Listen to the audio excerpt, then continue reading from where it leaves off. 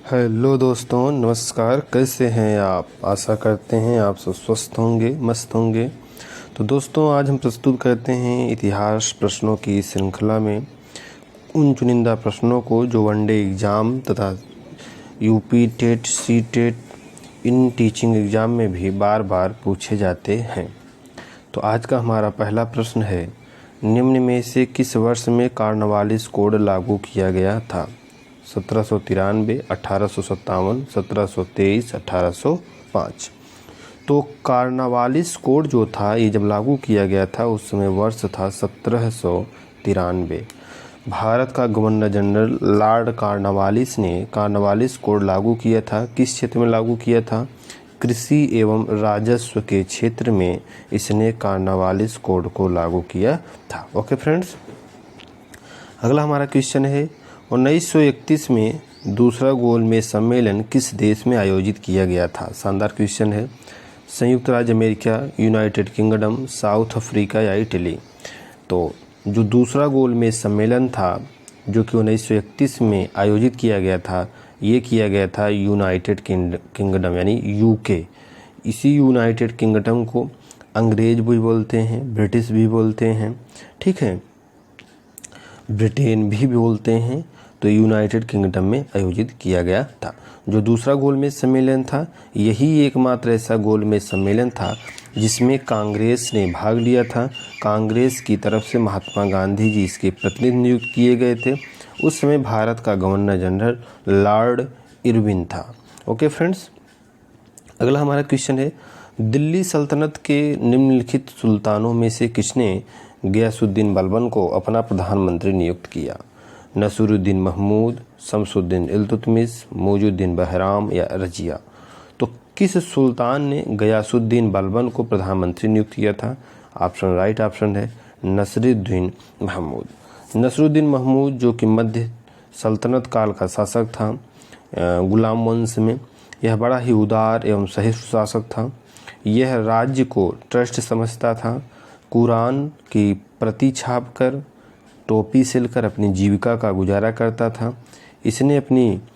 इसकी जो पत्नी थी, ये गयासुद्दीन बलबन की पुत्री थी इसकी पत्नी, और यह पूरे जीवन भर अपनी एकमात्र पत्नी के प्रति वफादार बना रहा। तो आगे चलकर जब इसकी मृत्यु हुई तो बलबन ने सत्ता अपने हाथों में ले ली। ओके फ्रेंड्स, बढ़ते हैं अगले क्वेश्चन में। हमारा अगला क्वेश्चन है, निम्न में से किस वर्ष बंगाल की दीवानी ईस्ट इंडिया कंपनी को हस्तांतरित की गई थी? शानदार क्वेश्चन है। 1765, 1554, 1880 या 1768? तो इसका राइट ऑप्शन होना चाहिए 1765। 1765 में मुग़ल साम्राज्य के जो शासक थे, उन्होंने बंगाल की जो दीवानी थी, यानी दीवानी मतलब होता है कि बंगाल की जो राजस्व एवं कृषि व्यवस्था थी, जो टैक्स प्रणाली थी, उन सबको किसको दे दिया था?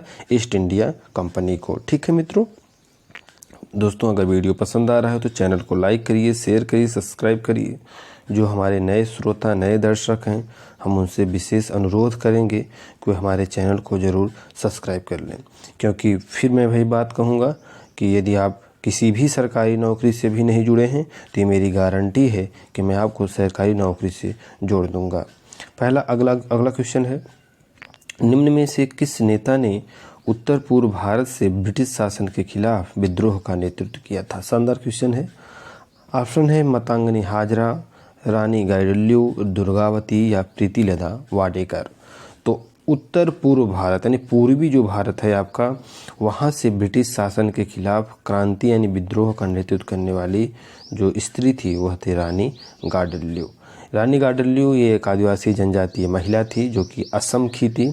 इसे रानी की उपाधि किसने दिया था? इसे रानी की उपाधि नेहरू जी ने दिया था, ठीक है ना। और इसने पूर्वी भारत से ब्रिटिश शासन के खिलाफ भारत छोड़ो आंदोलन के दौरान जमकर विद्रोह का नेतृत्व किया था। इसको अंग्रेजों ने आगे चल के गिरफ्तार करके जेल में भी डाल दिया था। बाद में जब भारत सरकार का निर्माण हुआ तो नेहरू जी ने ससम्मान इनको जेल से बाहर निकाला और इनको काफ़ी पदवी एवं सम्मान भी दिया गया था। जो दुर्गावती है, दुर्गावती आपकी गोंडाना देश की राजकुमारी थी, वहाँ की शासिका थी। प्रीतिलता वाडेकर कौन थी? ये भी आपकी अंग्रेजों के समय में थी। ये जो थी मास्टर सूर्य सेन के साथ बंगाल के क्रांति में भाग लिया था, जो कि पहली बार सशस्त्र क्रांति था और जिसमें पहली बार महिलाओं ने भाग लिया था।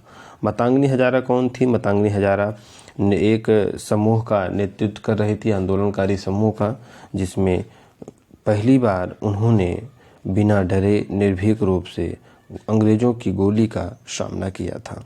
अगला हमारा क्वेश्चन है, 1931 के गांधी इरविन समझौते का परिणाम क्या रहा? ऑप्शन आपके पास है, भगत सिंह, राजगुरु और सुखदेव के लिए सुनवाई की जानिब सहमति बनी, या भारतीय राष्ट्रीय कांग्रेस ने सविनय अवज्ञा आंदोलन को समाप्त करने पर सहमति करी, या भारतीय राष्ट्रीय कांग्रेस बंगाल के शांतिपूर्ण विभाजन पर सहमत हुई, या भारतीय राष्ट्रीय कांग्रेस के चुनाव की घोषणा की गई। तो इसका राइट ऑप्शन क्या होना चाहिए? इसका राइट ऑप्शन है भारतीय राष्ट्रीय कांग्रेस ने सविनय अवज्ञा आंदोलन को समाप्त करने की सहमति दी। यानी अभी हमने बताया ना आपको कि 1931 में जो द्वितीय गोलमेज सम्मेलन हुआ था, जिसमें कि गांधी कांग्रेस के द्वारा भेजे गए प्रतिनिधि थे, तो इन दोनों के बीच कई ऐसे समझौते हुए थे, जिसमें एक समझौता थे ये भी था। और कई लोग ऐसा कहते हैं कि अगर गांधी जी चाहते तो भगत सिंह, राजगुरु, सुखदेव की जो फांसी की सज़ा थी उसको माफ़ी कर सकते थे। तो ये बात भी सही है, क्योंकि आगे चल के गांधी जी ने कहा था कि मैं ऐसा खुद करना नहीं चाहता था। अगला क्वेश्चन है, वाकाटक साम्राज्य की महारानी प्रभावती गुप्ता कुबेर नागा और किसकी बेटी थी? शानदार क्वेश्चन है। चंद्रगुप्त द्वितीय, चंद्रगुप्त प्रथम, कुमार गुप्त या स्कंदगुप्त? तो इसका राइट ऑप्शन होना चाहिए चंद्रगुप्त द्वितीय। चंद्रगुप्त द्वितीय जो गुप्त साम्राज्य का सबसे शक्तिशाली शासक था। चंद्रगुप्त द्वितीय जिसकी उपाधि विक्रमादित्य की थी। चंद्रगुप्त द्वितीय जितने शकों का उत्तरी भारत से उन्मूलन कर दिया था। चंद्रगुप्त द्वितीय जो गुप्त साम्राज्य का सबसे महत्वपूर्ण शासक था। इसकी जो पुत्री थी वह थी प्रभावती गुप्ता। कौन थी? प्रभावती गुप्ता, जो कि वाकाटक साम्राज्य के संस्थापकों में से एक रुद्रसेन द्वितीय की पत्नी भी थी। ओके फ्रेंड्स, अगला हमारा क्वेश्चन है, निम्न में से कौन एक नयनार संत नहीं थे? शानदार क्वेश्चन है। ऑप्शन है शबंदर, अपार, सुंदर या अंडाल। तो नयनार संत कौन नहीं था? अंडाल। जैसे कि हमने पीछे किसी वीडियो में चर्चा किया था कि दक्षिण भारत में संतों की दो कैटेगरी थी, एक नयनार था, एक क्या था आपका? अलवार था। ठीक है ना, दो ऑप्शन थे। जो नयनार होते थे ये भगवान शिव की पूजा करते थे, जो अलवार होते थे ये भगवान विष्णु की पूजा करते थे। तो उसी अलवारों संत की कैटेगरी में अंडाल जो थी ये विष्णु भगवान की भक्त थी। अगला हमारा क्वेश्चन है, निम्नलिखित में से किस वर्ष 1880 में प्राचीन स्मारकों का क्यूरेट नियुक्त किया गया था? राजेंद्र लाल मित्रा, जॉन मार्शल, H.H. कोल या अल्फ्रेड फाउचर? तो प्राचीन स्मारकों के संरक्षण और संरक्षित करने के प्रयासों तथा उनके कल्याण के लिए जो सारा डाटा लिया गया था वो स्थापना करने वाले थे H.H. कोल। ओके फ्रेंड्स, अगला क्वेश्चन है, किस राजवंश ने कन्नौज को अपनी राजधानी बनाया? पाल राजवंश, चोल राजवंश, सेन राजवंश या प्रतिहार राजवंश? तो कन्नौज को अपनी राजधानी बनाने वाला राजवंश था प्रतिहार राजवंश, यानी गुर्जर प्रतिहार जो राजवंश था इनकी राजधानी कहाँ थी? कन्नौज थी। कन्नौज जो थी प्रसिद्ध नगर था, इसे महोदय श्रीनगर भी कहा जाता है। प्राचीन भारतीय इतिहास में इसका काफ़ी उल्लेख मिलता है। इसी साम्राज्य में कभी हर्षवर्धन का भी बोलबाला था। हर्ष जो था कन्नौज से ही शासक करता था। कन्नौज में ही त्रिपक्षीय संघर्ष हुआ था, जिसमें आगे चल के प्रतिहार शासकों ने विजय प्राप्त किया। कन्नौज के त्रिपक्षीय संघर्ष में पाल, वाकाटक एवं प्रतिहार ये तीन शासक इससे जुड़े हुए थे। अगला हमारा क्वेश्चन है, निम्न में से स्वतंत्रता आंदोलन में भाग लेने वाले पश्चिम बंगाल के क्रांतिकारी की पहचान करिए। शानदार क्वेश्चन है। बालकृष्ण नायर, पुलिथेवर, मुकुंद काकती या खुदीराम बोस। ऑप्शन का राइट ऑप्शन होना चाहिए खुदीराम बोस। खुदीराम बोस जो थे वे कहाँ के थे? पश्चिम बंगाल के थे। स्वतंत्रता आंदोलन में इन्होंने बढ़ चढ़ कर हिस्सा लिया। खुदीराम बोस ऐसे पहले व्यक्ति थे जिन्होंने मात्र 17 वर्ष की अवस्था में फांसी के फंदे पे झूल गए।